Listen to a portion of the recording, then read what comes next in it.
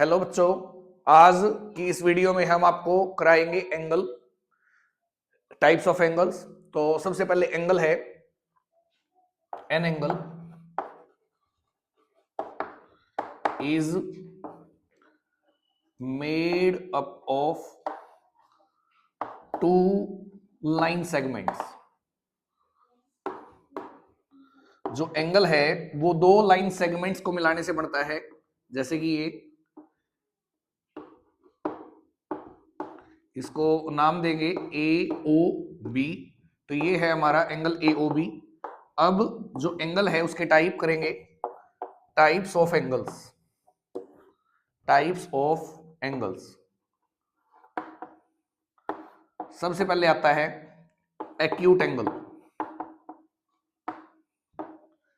Acute angle होता है एक ऐसा एंगल जो 90 डिग्री से कम हो। 0 डिग्री से लेके 90 डिग्री के बीच में जो एंगल है, लेस देन 90 डिग्री, उसे हम कहते हैं एक्यूट एंगल। सेकंड है राइट एंगल।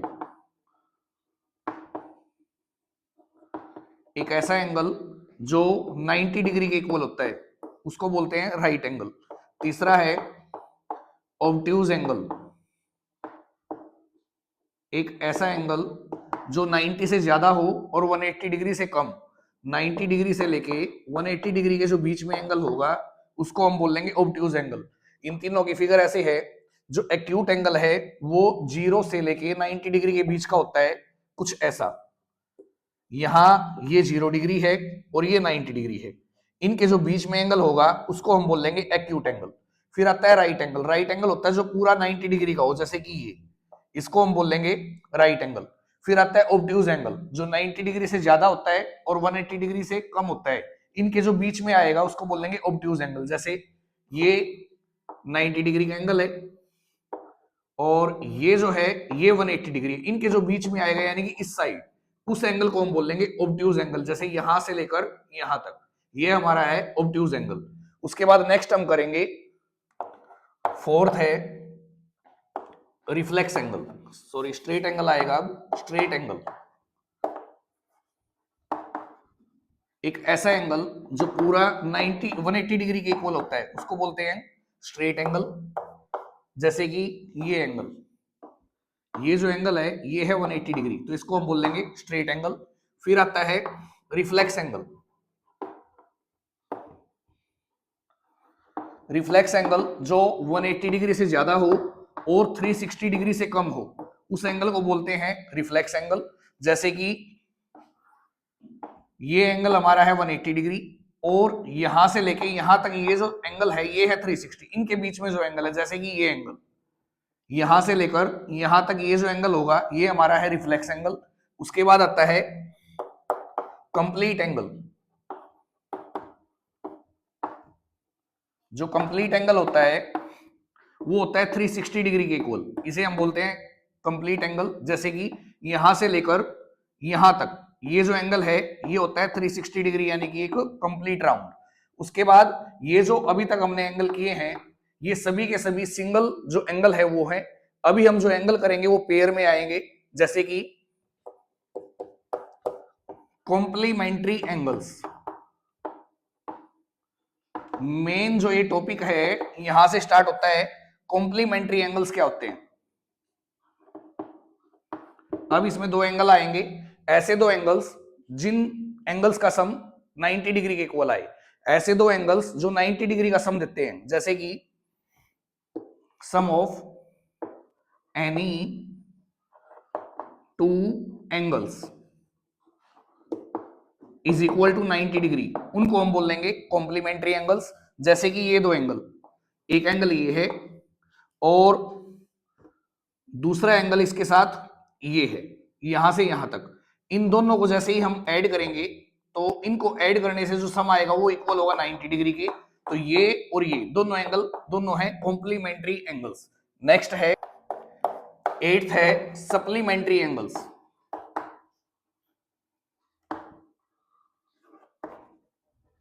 ऐसे दो एंगल जिनका सम 180 डिग्री आए, sum of any two angles is 180 degree, then the angles are called supplementary angles. जैसे ये दो एंगल है, एक यहां से यहां तक ये एंगल, और दूसरा यहां से लेकर यहां तक ये एंगल, दोनों का सम, दोनों को मिलाने से 180 डिग्री आया है, इसलिए ये दोनों एंगल्स को हम बोलेंगे सप्लीमेंट्री एंगल्स। नेक्स्ट है नाइन्थ एंगल। इसके बाद आएगा linear pair, linear pair of angles. Angles का लीनियर पेयर क्या है, देखो ये जो दो एंगल हैं, एक और एक, दो, यहां से यहां तक एक और यहां से यहां तक ये दो, ये दोनों angles linear pair of angles हैं। लीनियर पेयर ऑफ एंगल्स का पता लगाने के लिए हमें ये दो कंडीशंस चेक करेंगे। तो सबसे पहले क्या, sum of any two angles is equal to 180 degree. ऐसे दो एंगल्स जिनका सम 180 डिग्री आए, तो यहां जो है यहां भी 180 डिग्री है, लेकिन ये दो एंगल अलग अलग भी हो सकते हैं ऐसे, जैसे कि ये एंगल है 30 डिग्री और एक और एंगल दिया है, और ये एंगल दिया है 150 डिग्री, और दोनों का सम 180 डिग्री आया है, इसलिए दोनों एंगल्स को हम बोल लेंगे सप्लीमेंट्री एंगल्स। दूसरा, लीनियर पेयर ऑफ एंगल्स में क्या होगा, दोनों का सम 180 डिग्री आएगा, दोनों एक ही फिगर में बने होंगे जैसे कि ये, तो इसमें क्या है, सम दोनों एंगल्स का 180 डिग्री आए। दूसरा, दोनों के दोनों एडजेसेंट एंगल्स हो, एडजेसेंट एंगल्स। अब एडजेसेंट एंगल्स क्या है, उसके लिए ऐसे दो एंगल जिनमें एक कॉमन वर्टिक्स हो, आ कॉमन वर्टिक्स, दूसरा एक कॉमन आर्म हो, आ कॉमन आर्म, और तीसरा जो नॉन कॉमन आर्म है, non common arm, are non common arm are on the either side of the common arm, common arm. इसका मतलब है ऐसे दो एंगल्स जिनका सम 180 डिग्री आए और दूसरा दोनों एडजेसेंट एंगल्स हो, मतलब उन दोनों में एक कॉमन वर्टिक्स हो, एक कॉमन आर्म हो, और जो नॉन कॉमन आर्म है वो कॉमन आर्म के दोनों तरफ हो, जैसे कि ये दो एंगल है ए ओ बी, एक एंगल ये है और एक है सी ओ ए, दोनों में ये वर्टिक्स, ये पॉइंट एक ऐसा पॉइंट है जो दोनों में आता है, इसमें भी और इसमें भी। तो इसका मतलब क्या है, इनमें कॉमन एक वर्टिक्स है। उसके बाद ये जो आर्म है ये इसमें भी आती है ए ओ बी, और यही आर्म इसमें भी आती है सी ओ ए, मतलब इनमें एक आर्म भी कॉमन है। और तीसरा जो नॉन कॉमन आर्म है वो कॉमन आर्म के दोनों तरफ, एक इस साइड और एक इस साइड है, मतलब ये एडजेसेंट भी है। तो ऐसे दो एंगल्स जिनका सम 180 है और जो एडजेसेंट है उनको हम बोलेंगे linear pair of angles. Next है एडजेसेंट एंगल्स। एडजेसेंट एंगल्स क्या है, उसके लिए तीन कंडीशंस चेक करेंगे। ऐसे दो एंगल जिनमें एक कॉमन वर्टिक्स हो, आ कॉमन वर्टिक्स, जैसा कि पिछले लीनियर पेयर में बताया, आ कॉमन वर्टिक्स, फिर दूसरा आ कॉमन आर्म, और तीसरा non common arms are on the opposite side of the common arm. देखो क्या है, एक एंगल ये है, एंगल ए ओ बी, इस एंगल में अगर बात करें तो इसमें दो आर्म लगी हैं, एक का नाम है ए ओ और दूसरी का नाम है बी ओ, दो आर्म लगी हैं और एक वर्टिक्स आया इसमें यहां एंगल ओ। तो क्या है, एक दूसरा एंगल ले लिया जैसे कि ये यहां से यहां तक, तो इसका नाम है एंगल सी ओ ए, इसमें दो आर्म जो आई हैं वो है सी ओ और ए ओ, और एक वर्टिक्स भी है कॉमन, क्या है ओ। तो दोनों एंगल्स का अगर जिक्र करें तो ओ एक ऐसा वर्टिक्स है जो दोनों एंगल्स के अंदर आता है, तो इसका मतलब है दोनों में एक कॉमन वर्टिक्स है। फिर एक आर्म जो ए ओ है वो एक ऐसी आर्म है जो दोनों के अंदर आती है, तो इसका मतलब क्या है, एक कॉमन आर्म है। और जो नॉन कॉमन आर्म्स है, मतलब सी ओ और बी ओ, ये दो एक ऐसी आर्म है जो कॉमन आर्म के अपोजिट साइड है, एक इस साइड है और एक इस साइड है। इसका मतलब ये एंगल और ये एंगल दोनों के दोनों एडजेसेंट एंगल्स है। नेक्स्ट है वर्टिकली अपोजिट एंगल्स। अब वर्टिकली अपोजिट एंगल्स क्या है? दो लाइंस एक दूसरे को अगर एक पॉइंट पे इंटरसेक्ट करती हैं तो ऐसा करने से चार एंगल बनते हैं। एक एंगल ये है, जैसे कि नाम रखते हैं ए ओ बी, एक एंगल है ए ओ बी, दूसरा है बी ओ, ये सी हो गया, तो दूसरे एंगल का नाम है बी ओ सी, तीसरा हो गया एंगल सी ओ डी, ये सी ओ डी है, और जो चौथा एंगल है, फोर्थ एंगल है, वो है डी ओ ए। तो ऐसा करने से चार एंगल बनते हैं, लेकिन जो आमने सामने के एंगल है वो आपस में क्या होंगे? इक्वल। तो यहां वर्टिकल अपोजिट एंगल है angle A O D, equal होगा इसके सामने जो एंगल बना है एंगल बी ओ सी। अगर दो लाइंस आपस में किसी एक पॉइंट पर इंटरसेक्ट करती हैं तो क्या होगा? जो एंगल बने हैं ऐसा करने से, इंटरसेक्ट करने से जो एंगल बने हैं उनके अपोजिट जो एंगल्स होंगे आपस में इक्वल होंगे। जैसे कि ए ओ डी इक्वल है एंगल बी ओ सी के, और angle A O B equal होगा किसके? एंगल सी ओ डी की। ये वर्टिकली अपोजिट एंगल्स है। नेक्स्ट है, ये इंपॉर्टेंट पॉइंट है यहां से, नेक्स्ट जो एंगल है वो है अल्टरनेट एंगल्स।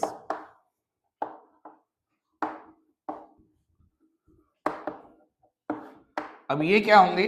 दो लाइन है और इन दोनों लाइंस को कोई तीसरी लाइन काट कर चली जाती है दो अलग अलग पॉइंट पे, तो ऐसा करने से चार एंगल तो ऊपर बनेंगे, नाम रखते हैं 1 2 3 और 4, और चार ही एंगल नीचे बनेंगे, यहां नाम रखते हैं ए बी सी और डी। तो क्या होगा?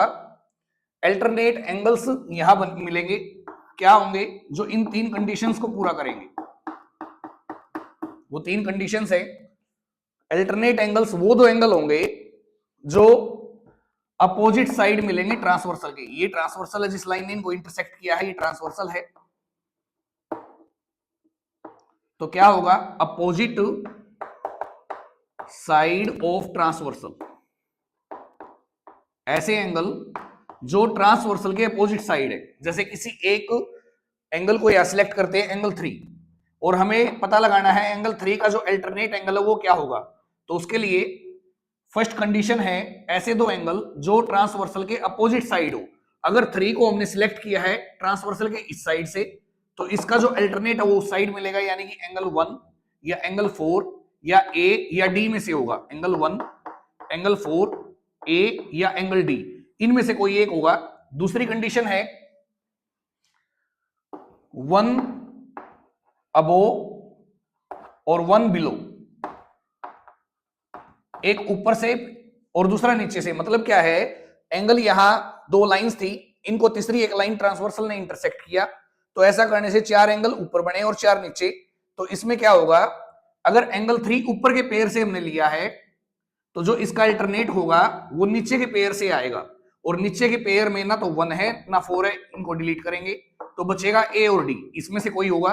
तीसरी कंडीशन है जो दो अल्टरनेट एंगल होंगे दोनों के दोनों या तो बोथ एक्सटीरियर या फिर both interior of the lines. जो ये लाइन दी गई है दोनों के दोनों या तो इन लाइंस के अंदर होंगे या दोनों लाइंस के बाहर होंगे।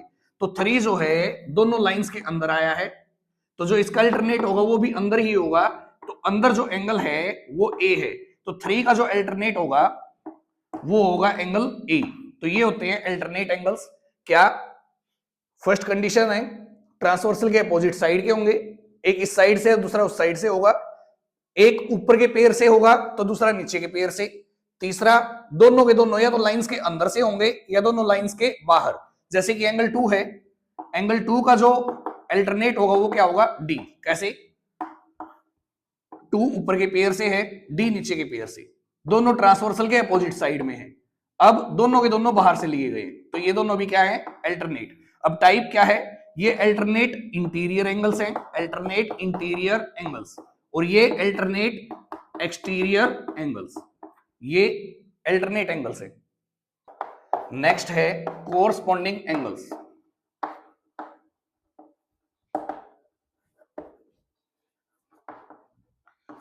ये क्या होंगे?